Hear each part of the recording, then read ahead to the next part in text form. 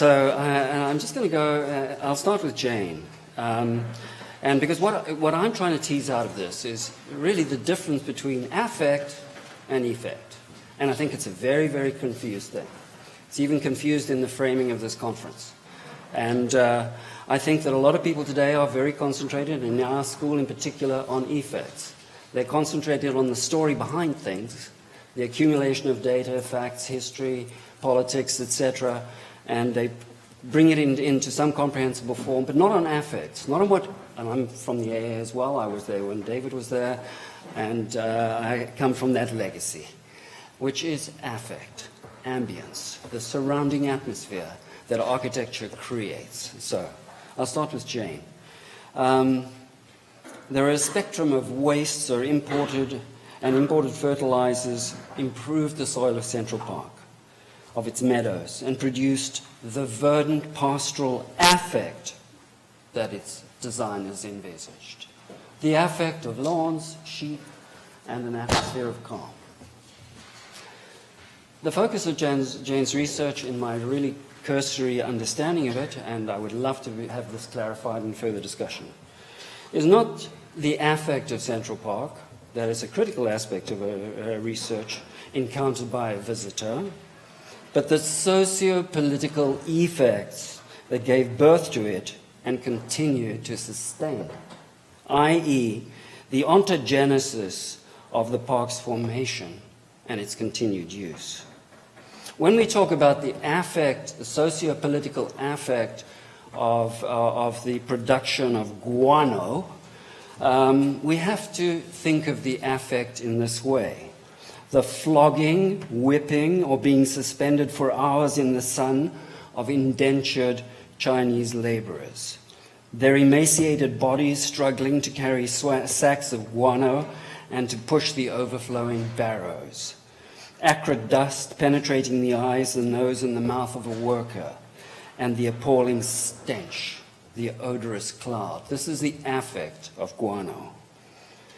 So, when you're designing a park, do you bring the affect of guano into the park, or do you bring something else? Do you take a large, complex question and somehow bring a complex affect and bring it into place? You take a range of percepts, this is very Deleuzian, you take a range of percepts, you compress them into a range of perceptions, you distill them into a percept, and you make a work that is deterritorializes all that material and reterritorializes it in an affective work, which is we as architects, I would argue, should be doing.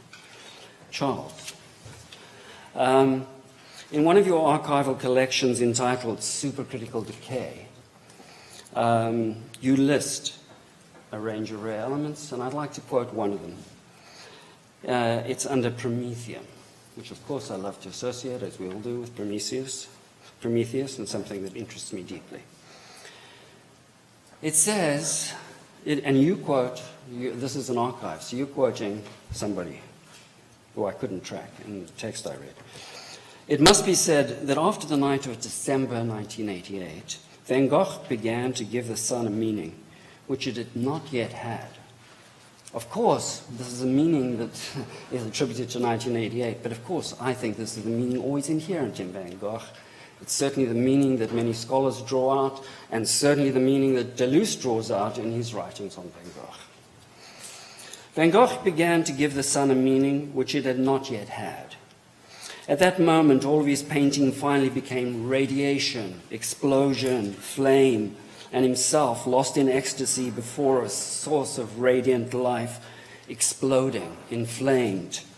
When the solar dance began, all at once, nature itself was shaken. Plants burst into flame, and the earth rippled like a swift sea, or burst.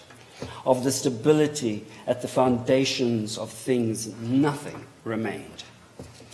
Death appeared in a sort of transparency, like the sun through the blood of a living hand, in the interstices of the bones outlined in the darkness. This is affect. This is not effect. The effect is, this is what Van Gogh captures in his painting. This is what we ought to do as architects. Not to make the visible visible through representation or storytelling, not just tell stories, but to make the invisible visible, to make the virtual actual. In other words, to capture the virtual forces and to singularize them into works, something I would argue Alvin was always preoccupied with. Capture those vast political, social forces, ecological forces, and those virtual forces, and make them actual through doing something, drawing. Take those drawings, put them in an actualized room, make a larger environment, bring students in, activate, and create an ambience of pedagogical force. I'm going to have this water. Cézanne struggled not only to represent the apple, not to describe the ecological, social, and political forces, the background story that brought the apple to our table, but to render with paint, in paint, the invisible germinating force of the apple. Spent his life trying to do this. The affective force of the germinating apple. Or with Francis Bacon, not to tell the background story of the scream, a specific scream, how it came about, who was involved, etc., but to render in paint and through paint the affective force of the scream, which registers affectively, pre-consciously on the nervous system. This, I would argue, is the primary role of drawn, modeled, and built architecture. It is not to represent background stories, as the postmodernists did, but to render visible the affective force of matter information. Not information as data, but matter information. Now, Alessandra, great talk. I loved every one of these talks, and it's got me really fired up. Alessandra, this rendering of this word, milieu, of ambience is, as you say, always tied to milieu. And the history of the word ambience cannot be separated from that of medium, whether organic or non-organic life. It is suffused with substance, whether it be guano, plants, electromagnetic rays, paint, steel, stone, or digital light. It's a milieu or an environment, that which surrounds us, that moves through us and moves us. You know, we can talk about Sloterdijk's bubbles. I'm not sure that Alvin would really appreciate that as a model for the school. Because Alvin was a Deleuzian, I think, before his time. And I think that Sloterdijk has his doubt as well, of course, because he says Dasein is design. And there's his doubt coupled in that. Alvin would have tried to run a diagonal line through Buckminster Fuller's domes and Sloterdijk's bubbles. And he would have put a number of branches in there as well, because that was his way. He was a glorious anarchist, but he brought, in that troubled, exciting environment, he brought out extreme passions and differences in individuals, including my own. And I thank him greatly for that. So, Dasein is being, loosely understood. If Dasein is being, if Dasein is design, then being is becoming, which is a very Deleuzian notion.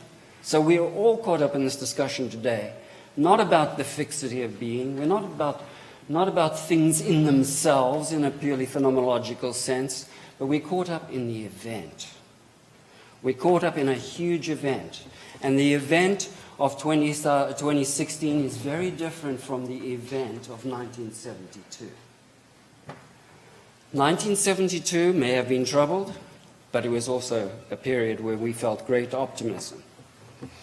What I see as the shadow in all of these talks is the shadow of the impending apocalypse.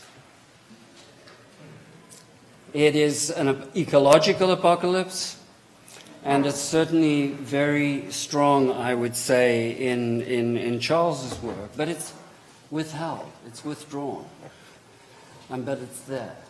And I think we're in that environment right now.